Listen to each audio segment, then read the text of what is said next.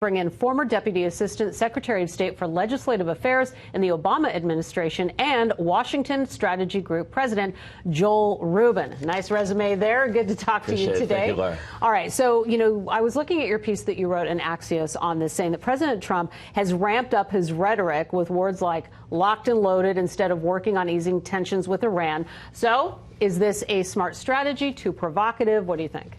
Well, right now we're in a situation where there is no military outcome that one can envision that would actually work. So we need to find a diplomatic path.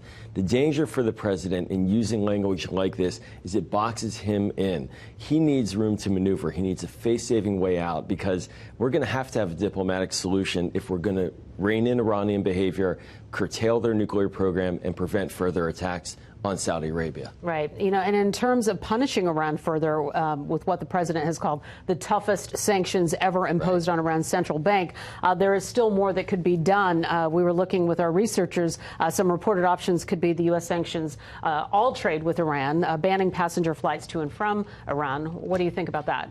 Well, it's clear that the maximum pressure policy of the administration is working at squeezing Iran. The problem is it's not creating the outcomes that we want or that the president says he wants. It's not bringing Iran to the table. It's not curtailing their negative behavior in the region. It's not curtailing their nuclear program. So more sanctions, fine. We're going to punish Iran economically. But if you want to get to an outcome that is different from where we're heading, you need a bigger policy than just sanctions. Right. And obviously he has a big team around him talking to him about that.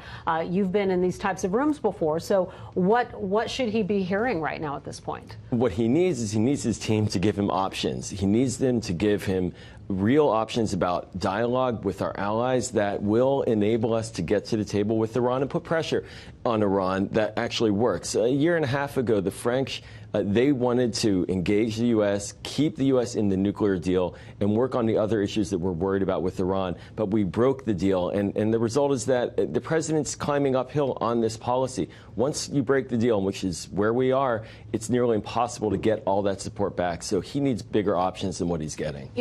I'm glad you brought up that. What do you think about presidential hopeful and Democratic Representative Tulsi Gabbard of Hawaii's idea of re-entering the Iran nuclear deal? We actually had a piece on FoxNews.com about that.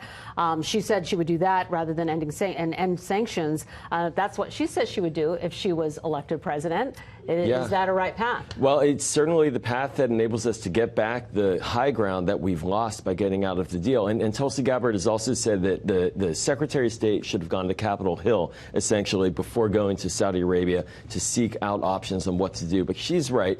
This policy of sanctions only is preventing us from having a fuller policy. Getting back in the nuclear deal does not undermine our ability to get more out of Iran. In fact, it will do the reverse. All right. Joel Rubin, thank you so much for your perspective today. We'll continue to follow it and bring you back on, talk about what happens next. Thank you so much.